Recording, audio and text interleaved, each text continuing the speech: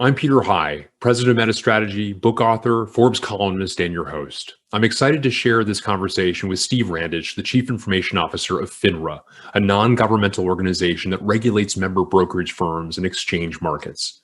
Steve graciously shared his thoughts on a variety of topics featured in my upcoming book, Getting to Nimble: How to Transform Your Company into a Digital Leader.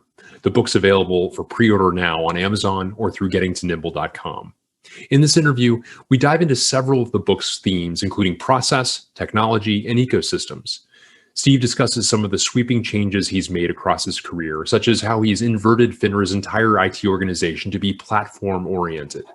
Steve also shares best practices related to cloud computing based on his early and broad adoption of that technology, his perspective on IT's role in driving value, and a variety of other topics. Stick around after the interview to hear more about the 5 themes of Getting to Nimble, or visit gettingtonimble.com to learn more. Thank you.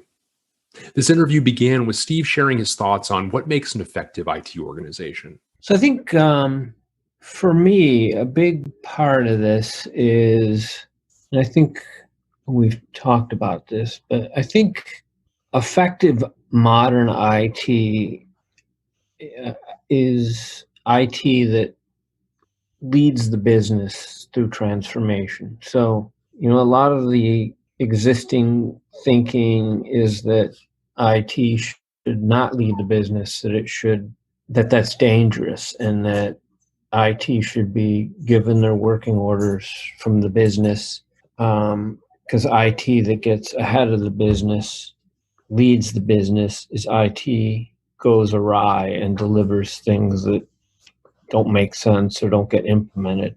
I think there's a lot of history supporting that. Today, yesterday, 20 years ago, effective IT should be able to lead the business and propose innovations and transformation ideas that through technology that maybe the business isn't capable of doing. My approach has always been to take an IT organization and transform it into an organization that is most capable, potentially the strongest department in the organization relative to the business departments, with talent and innovation and idea generation, to basically just take risks and stick our neck out there and be transformative. And so I think, to your point, that's how you become relevant. If I think about my years at NASDAQ, when I went into NASDAQ in 2000, it was a has-been. It was literally 3 or 4 years away from becoming obsolete because of electronic communication networks that were far more nimble, less cost-effective, faster, more performant. And, while we did acquire 2 of them, which helped, we also built a modern low latency trading system at the same, coincidental to that. And so in essence, got rid of our legacy platforms and transformed to be more like, the modern stock exchange. And that was done, by being aggressive, leading, not waiting to be told what to do by the business, and basically running ahead of the organization. And so I think certainly at FINRA that has been, it was going to the cloud and completely transforming our systems to be kind of ubiquitous, running in a location agnostic, completely elastic environment has been, I think you could argue that at least for our market surveillance, we'd be dead in the water right now had we not done that. Our volume has gone from 30 billion market events a day to 500 in the time that we've done that. That's almost a 20-fold increase in our capacity. We went from 3,000 total logical OSs in our data center to 110,000 in the cloud.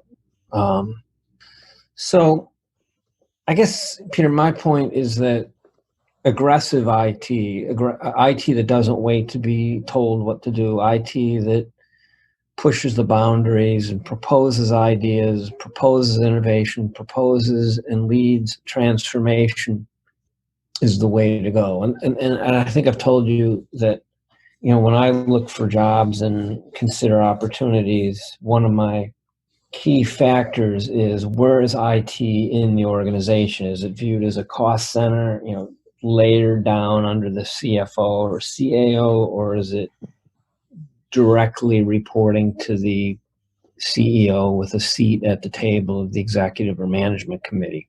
Yeah. And that's the way it's been for most of my CIO career. The exception would be Citi, which is understandable because it's just a monster organization. But for the other three, that's absolutely been the case. And I think if you look at the history of those three organizations, they all had major IT-driven business transformations during my tenure.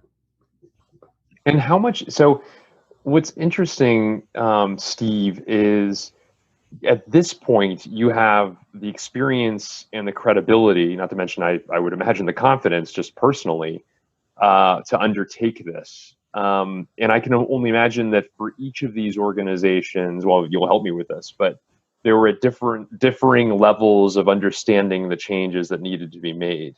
Obviously, it's an ideal situation if, everyone else already is kind of sold on the change and you can just get to work. You don't have to go through the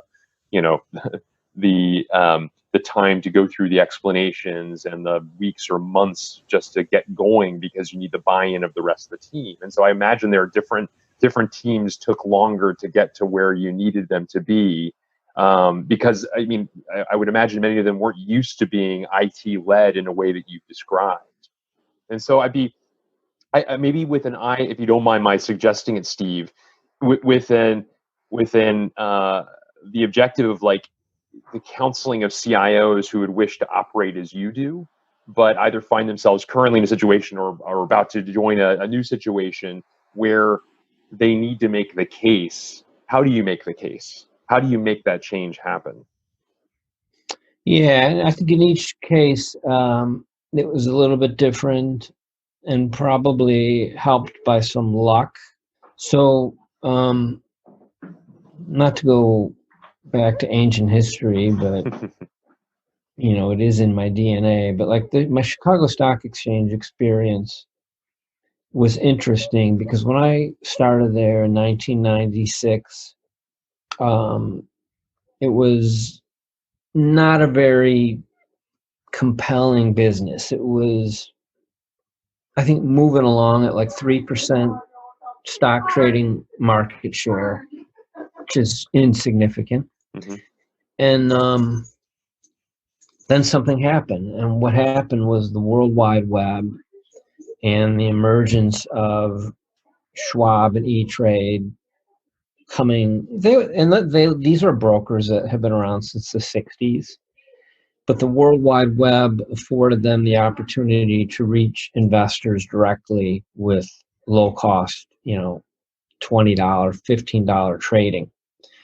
And so in that period of time, retail investor trading took off.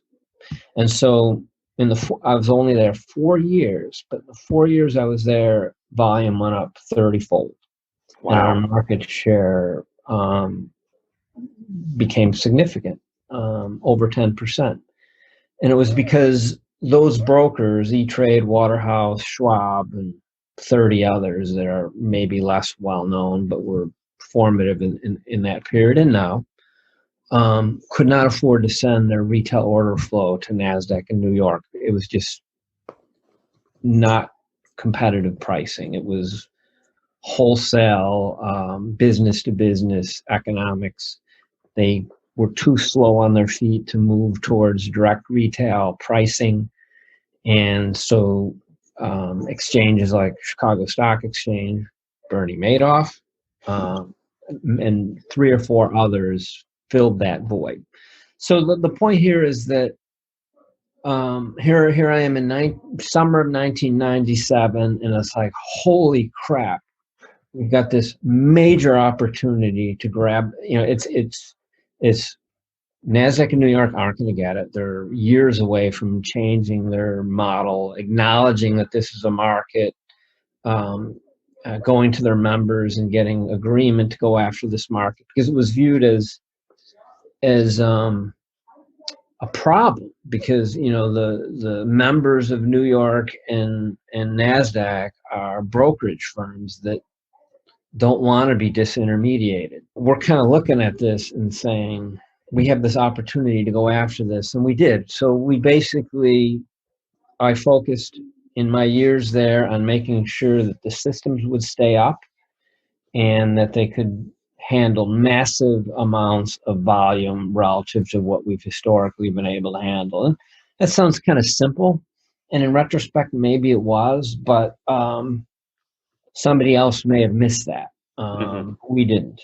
Right. And so it was totally an IT-driven, obviously working with our marketing and salespeople, but it was like sales and marketing and the CIO completely driving that strategy. So to your point about how do you get there, I don't think there was much resistance, because I think all the traders on the floor, everybody benefited from having that order flow coming into our exchange. Yeah. And so I don't think there was much question about it. It was, I was lucky. I went there at the right time. I mean, who would have known if it would have been 5 years earlier or 5 years later, because the business model changed again in the 2000s with stock price decimalization, which eliminated a lot of the spread, which the economics of stock trading completely changed after 2001, and the Chicago Stock Exchange Madoff model imploded. So I kind of like walked in at the exact right time. 4 years earlier would have been too early. 4 years later would have been too late. And it was an obvious thing that everybody knew that it had to, we had to rise to the challenge and support the level of trading volume that fell into our lap. Just magic. Then at NASDAQ, different story. So at NASDAQ, I kind of went to NASDAQ knowing about the problems they had. So when I was at Chicago Stock Exchange, we were eating NASDAQ's lunch, and they acknowledged that. Gregor Baylor hired me, I think, or at least I got on his radar, because I was complaining to him and his CTO, John Hickey, about their technology problems, because traders on the Chicago Stock Exchange floor would be trading NASDAQ stocks electronically, and then they would develop long and short positions themselves with their own capital based on executions they were granting, retail investors, customers of Schwab and Trade. So for example, they could be, 1 million shares long in Microsoft or IBM at 2 p.m. And so then they would go to NASDAQ, and stock market national rules allowed this. NASDAQ would have to buy or sell those 1 million shares from the Chicago Stock Exchange broker or trader. They're called layoffs. And so that process wasn't working, and it was causing our traders to have a lot of financial risk. And so I would complain to Gregor and John about that, and I would complain to them about the fact that when the market would open every morning, their systems couldn't keep up because of all of the accumulated order flow coming in from the night before the morning, and there would be queuing at the open, for 10, 20, 30 minutes at times, 3-4 times a week. So when Gregor was looking to replace John, his CTO, who was retiring, I got on the list, and when I went in the interviews, it was like, well, I know what the problems are. I know exactly which systems aren't working, and kind of articulated a plan that kind of won them over. And so I started. And so the first year was basically fixing issues that were operational of nature. But while I was doing that, I was also figuring out that, there's an opportunity here to modernize this place, to get rid of the legacy platforms. They had Tandem, they had Unisys mainframe, Stratus, you name it. All of the kind of 1970s, 80s, and 90s proprietary platforms that you would use if you wanted high levels of performance and reliability. But that level of reliability and performance wasn't keeping up with stock trading in the 2000s, where you required 20 milliseconds of latency and not 5 nines of uptime. So, so when I was going through the process of figuring out how to fix the operational issues, I was also learning that some of these issues are not going to be fixed to perfection with these legacy platforms. And so I came up with a roadmap to modernize the network and the platforms in the data center, and was generally not given the money, the kind of multi-year patience, if you would, to actually implement them, which required write-offs on the balance sheet and some accounting things that companies generally will only be able to entertain when they're in a transformation, in distress, where investors and analysts are going to give them the benefit of the doubt to kind of get through a turbulent period where they're going to have write-downs and asset losses to kind of get rid of all that old stuff and rewrite it with modern technology. So when Greifeld came in 2.5 years after I started, we went to dinner. His fourth. That's the CEO of NASDAQ at that time? CEO, yeah. Yeah. And I showed him the roadmap. I said, here, I've got a plan. It's going to take 3 years. I'm going to have to, you're going to have to give me the liberty to do some nasty stuff on the balance sheet in terms of write-downs of assets. But there's a light at the end of the tunnel, and it's a good one. And so he basically, in that dinner meeting, my recollection of that dinner over and over and over and over and over kind of reinforces how right I was. I probably wasn't as right and wasn't as confident as I am in retrospect. But the net of it is, he said, go do it. And he let me do it. Didn't bother me for 3 years. And technology essentially drove that transformation, coincident with an IPO. And the stock went from $6 to $46 in those 2.5 years. Wow. Completely a technology transformation. Wasn't really led at all by the business. It was, in fact, not much happened in the business during that period. It was, he was the one that would take me on the analyst tours. Analyst calls, yeah. Yeah. And it was like, we couldn't divulge insider information, but I kind of learned during that period what you can and can't say to analysts. Hint, hint. But, we got a plan. And it looks good. We're going to get rid of this stuff. We can't give you the numbers exactly. But they got it. And then they started supporting us and rating us as a buy. Mm-hmm. And so a very different story there. That was a growth one. Chicago was growth. NASDAQ was cost takeout, getting rid of legacy systems and debt. And then FINRA, you could argue that it's growth because of the volume increase. Yeah. But it's not really a revenue-driven growth model like Chicago. It's more of we had to do it in order to survive. Even the most positive person would say that it wouldn't be the same today had we not done this because of the shift in the volume in the markets. But I think, we're at NASDAQ, when I was working for their first CEO, the one that hired me, which would have been Gregor's boss. Right. There was a skepticism about investing in multi-year initiatives and particularly going after write-downs and balance sheet transactions.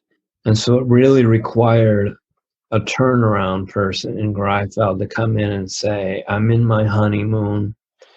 I can, do some disaster to our balance sheet for the first 2.5 years if I can prove that in the end, 3 years from now, this is going to be a healthy company from a financial standpoint. Yeah. That was luck. It may not have happened, and they could have hired somebody that wouldn't have done that, right? Right. Exactly. By the time I would say I got to FINRA, I had enough track record that at that point in my career, I could say, okay, we're going to go to the cloud. We need to go to the cloud. It's going to save us money, give us flexibility, demand elasticity. And it was like people looked at me and said, okay, we don't understand what you're talking about exactly, but we trust you. Mm-hmm. So very different stories. Not really I think a common theme other than IT cred. Yeah, that's clearly the extent to which IT led in each of these cases. And I mean, it's almost mind-boggling to think about it doing so in a time like 96 or 97 when, I mean, the vast majority of IT departments were support organizations and little understood by the businesses that they were a part of. Which is why they were reporting to CFOs typically, and the less the CEO knew about it, the better, perhaps. So I mean that's pretty remarkable that at that early age, you were able to, due to the circumstance, but also due to your own, insights, develop that credibility. And actually, one thing that comes through, Steve, I've thought about this in past conversations between us, but you're certainly underscoring this, is you also, and I have to imagine that from among other places, your time at University of Chicago Business School, where if I recall correctly, you studied finance. You've got an unusual financial acumen for an IT leader. And as finance, especially in the financial services industry, I mean, I would argue actually in any industry it should be, but in the financial services industry, especially where finance is the language, is the essence of the business, where you can, I mean, even talking about balance sheet write-downs, I think there are a lot of CIOs today who wouldn't necessarily understand the mechanics of what you're describing. And, having the credibility to walk through the financial implications of what you're talking about, the kind of good news in the medium and long term, despite some of what might appear to be bad news or kind of difficulty for the short term, that's an unusual skill set to be able to talk about the technical aspects, but to paint it in, because I have to imagine at least some of these CEOs were not technologists, weren't as savvy as you are, didn't know about as much about technology as you knew about finance. And so you're able to kind of bridge that gap on a topic that's still probably esoteric to some extent. I mean, you mentioned it just right there with regard to FINRA. We don't understand what you're talking about, but we know you've done this before and you've earned that credibility to take us down a path that otherwise would seem pretty risky. Totally fair. So in the 90s, that was ancient history relative to where we're at today. Exactly. And I don't know if I ever told you this story, but Gregor and Rick Ketchum, the CEO, hired me away from Chicago. Yeah. I think the recruiter was very much skeptical of my ability to get the job, and kind of when I went to New York to meet her, she was like giving me the sense, they asked for you, I didn't ask for you. And, what an amazing thing to and so I had a 20-minute interview up in Trumbull with John Hickey, who I was replacing, who was the CTO reporting to Baylor. And 20 minutes into he basically asked me questions about their problems, and I'm like, okay, well, let me tell you, I was just very articulate in saying, I understand the problem, and here's what I would do, and blah, blah, blah. He said, okay, you got it, yeah. I knew coming out of that interview, 20 minutes into it, that unless something really dramatically negative happened somewhere else, I was going to get the job. And so when I resigned from Chicago Stock Exchange, they offered me the CEO job to stay. Wow, I didn't know that. Yeah. Gosh. And so I contemplated it for a weekend, and so I started talking to some of the people that were my peers, like the chief legal officer, the chief sales and marketing guy. Like, I'm contemplating staying, and I would become the CEO. Because the trading floor firms were the ones pitching it, not the board or the executives. It was weird. It was coming from the trading floor, who technically own the exchange. They're the members. They're the ones that have the equity. And when I was talking to the my peers, who would then become my subordinates, they're like, well, we're basically, they said they would leave. So it's basically, kind of viewing IT maybe not as their superior in reality. Mm-hmm. And so the calculus I made, well, I'm going to have to completely rebuild this management team. That's going to be a lot of work. And that was kind of the reason that ultimately said, I'm out of here. Because this place is going to implode with that decision. And so then I made the difficult, because the reason I wouldn't have wanted to do it is personally pulling my kids out of school and moving them to the East Coast. Yeah. A lot of pressure against that, right? Of course, my kids times were 5 and 3. But yeah, so I guess the point there is, we're talking 20 years ago, promoting a CIO to a CEO. I mean, it's common now, I guess, for some. I wouldn't say common, but yeah, it's certainly happening to some extent. But you're right, that is really like a remarkable. That was absolutely not at all common back then. Unheard of, in fact. That's the point. You've talked about the cloud migration, of course, and this is the iteration that's been the kind of deepest one. What you've done with FINRA has been I assume anyway, deeper than your past experiences. I mean, in some of those past experiences, it wasn't relevant, but in sending compute to the cloud, in making that an enormous priority, and so on. I've talked, of course, about the steps of that. In what at the end actually appeared to be some very conservative. You thought you were kind of setting up kind of the best case scenario kind of view of this, and it turned out that it wasn't even the best case scenario in terms of what this would look like. And now, of course, the advantages that you're reaping from this during times of uncertainty. But I'd be interested, Steve, in finding out a little bit about the. As you go through those technical changes, what are some of the process, as you think about process modernization, what are some of the things that come to mind that, especially in recent years, you've been working on to change things, to modernize the organization?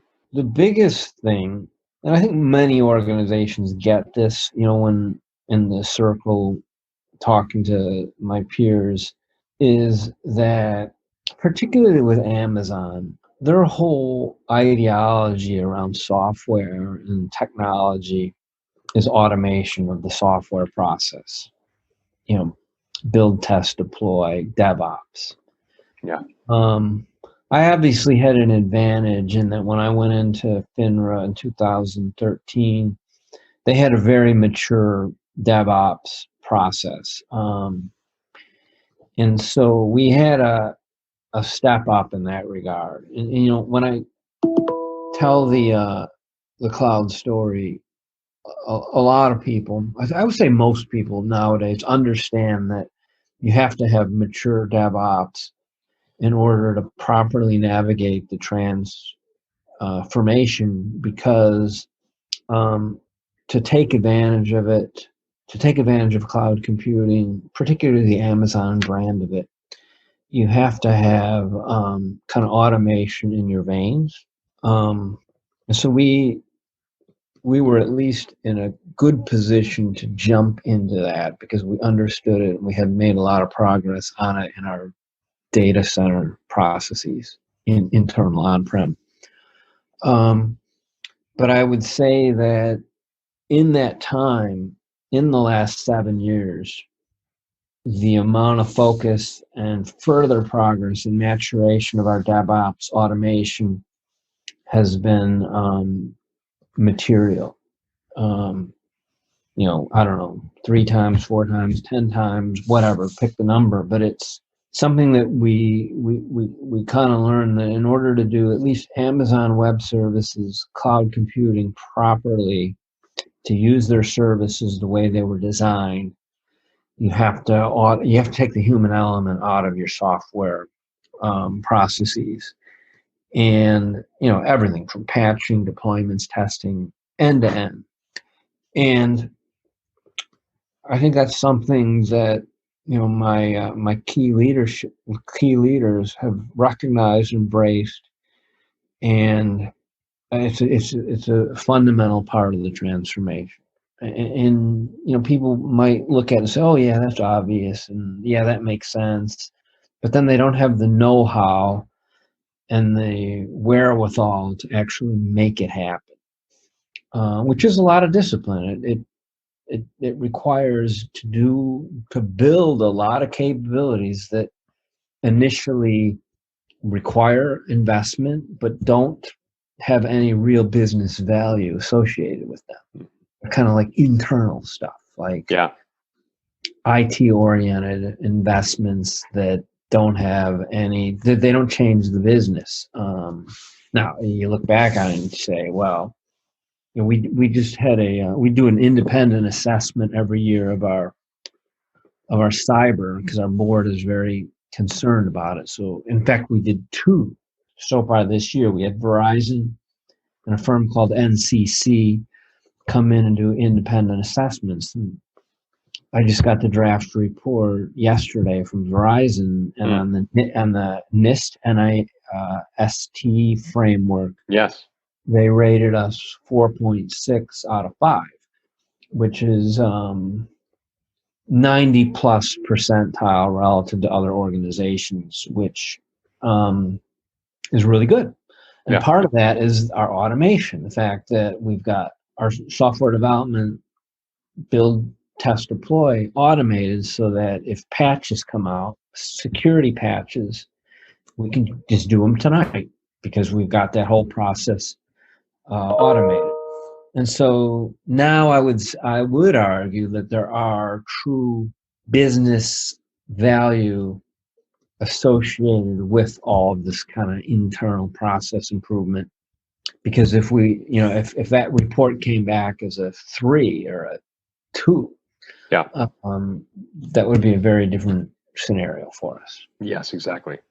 So I think that's the big one is, when I talk to people about the cloud journey, they nod their head and they get the DevOps thing, but they don't, because it has to be a crusade, an internal crusade towards completely changing the way you look at your IT process. And it's easier said than done, I guess. Easier. That makes sense. In terms of like microservices and APIs, I mean, I'd be interested in kind of your perspective on the sanctity of thinking about topics like those and incorporating that into the way in which you operate as well. I mean, we were all about and continue to be all about microservices, but we don't really use that term. That's a dated term. Frankly, I haven't used it in the workplace in probably a half decade. Okay. But the concept survives. Yeah. Is there a replacement for it? Not exactly. Maybe because we just take it for granted. But I think I told you, when I came to FINRA, it was a traditional IT organization organizationally. So you had a thin center architect that really wasn't performing very well. didn't have influence. What you did have is you had pools of developers supporting individual siloed businesses. And my first couple of years was very frustrating because, I got the cloud thing going. That was in a silo. That was one major business, market, regulation, surveillance. But the other businesses, while I was doing that transformation from market surveillance, were kind of going about their way day to day, operating the way they were before I got there. And so when I kind of came up for air after we were just completing the transformation of one business to the cloud, the other businesses were kind of saying, well, Randich is focused over there. A criticism, if business would want to step out and criticize me, which all IT people do get criticized, would be you're paying all your attention over there. They're getting all the goodies. They're getting all the talent. They're getting all the transformation. What about us?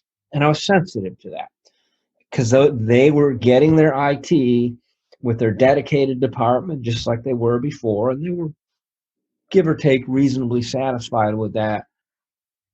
But the relativity was becoming a matter because they saw a major transformation happening in somebody else's backyard. So I had determined in observing those departments and their IT interaction as being dysfunctional because they were building similar things independently. And so in 2015, I inverted the whole IT organization to be platform oriented. So I took the developers out of those dedicated pools for the most part, left shadow organizations, small dedicated organizations, but a very, very heavy center that was platform oriented. So building enterprise platforms so that we could build things that all of FINRA departments could use. Data platforms, case management platforms, investigation platforms, you name it, all the common things that FINRA does end to end. And we're doing that today, and it's very successful. And so that basically allowed us to build platforms of common services that different businesses could make use of. So to use a traditional term, our product managers or business analysts, system analysts would now go from department to figure out how those common enterprise platforms and services could work for a broader, certainly than traditional audience, but a broader set of users than was customary. And, the first, I guess, year or two of that was a little bit problematic because anybody in my seat that goes through that transformation has to kind of answer to the business that says, wait a minute, you took 3/4 of my dedicated developers away and now they're off doing this enterprise stuff. What am I getting out of it? But we've gotten through that to the point where it's working. So common enterprise platforms that take business functions that historically may have looked independent and appropriate in a silo, common. So that's one element of it. So the IT organization change, common services, and then now the focus over the last year and a half has been to now take that outside of FINRA and offering pretty much everything that our external clients would be generally compliance people within broker dealers and banks who use our systems, access them over the web, to be API driven. So that's a common look and feel. You come to FINRA through one door, and any department or function that you want to use, it's the same stuff. And we're in the middle of that. We've got two major multi-year initiatives, digital experience transformation and registration system transformation. DXT and RST are the internal acronyms for those, which are very high profile external initiatives that if you went on our external websites, you would see a lot of literature on them. We're doing continuous, feedback demos with firms to get feedback to basically transform the way FINRA looks externally to our client base. And it's based on APIs, common services. One FINRA is a word that we use often. And just kind of taking the siloed departmental historical aspect of FINRA, which would ultimately, be reflected in our technology experience, and ridding ourselves of it. Got it. And it's funny because this DXT initiative, the digital experience transformation, I worked on the business case through 2018, had a steering committee of member firms, brokers of small, medium, and large firms, about 20 participants, working through 2018, coming up with the concept, took it to our board in December of 2018. And it's funny because my peers within FINRA were like, oh, that's not going to get approved. This is like really aggressive and there's no internal ROI. True. It's all about the ROI for the users in the brokerage rooms. And so I presented it in, 2 points. So we used our chief economist, and he put his team on it, and they did surveys of firms, 100-question surveys that went to 80 firms, small, medium, and large, saying if FINRA does X, Y, and Z, these things that were in our proposal to transform our digital experience, how much time, essentially 100 questions, how much time will it save your compliance people in terms of labor? And the number came back, it was astonishing. It was industry-wide, extrapolated using, PhD statisticians, $400 million a year savings to the industry. Wow. So that's like, $4 billion in 10 years to the financial service industry. So my peers were like, oh, this is no internal ROI. So I'm usually pretty confident with these things when I go to the board. But because of my peers not really being on board with it, I was a little bit shaky. So it goes to the board and I do the presentation, and, we've got external and we got public and industry governors on our board. It was done. And wow.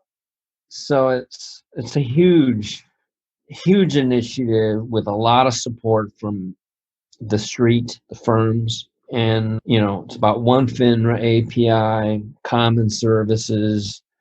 Let's rid ourselves of this departmental external look and feel. This has really been a great conversation. I really appreciate you taking time and walking me through some of these really important points and some of the themes even from across your experiences. Thanks, Peter. This interview featured insights that you'll find in my upcoming book, Getting to Nimble: How to Transform Your Company into a Digital Leader. In an era of unprecedented technology progress and disruption, it's imperative that companies transform themselves to keep up with their digitally native competitors. In Getting to Nimble, I explore how companies, including Capital One, FedEx, CarMax, Domino's Pizza, The Washington Post, Walmart, and others, have modernized their practices related to people, processes, technology, ecosystems, and strategy. And I provide a framework for companies looking to do the same. To learn more, visit gettingtonimble.com.